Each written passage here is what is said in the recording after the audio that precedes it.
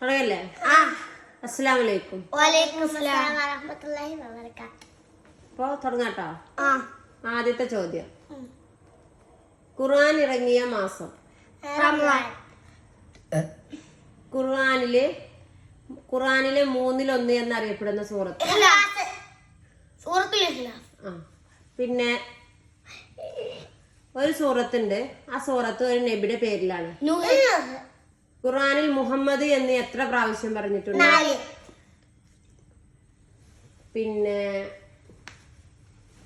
ഖുർആൻ ആദ്യമായി മനപ്പാടമാക്കിയ വ്യക്തി? മുഹമ്മദ്.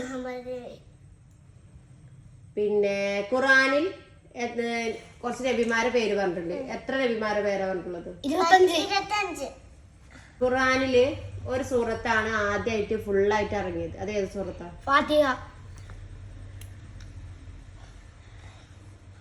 പിന്നെ ഖുർആനിൽ ഏറ്റവും കൂടുതൽ പേര് പറയപ്പെട്ടിട്ടുള്ള നബി? മൂസ.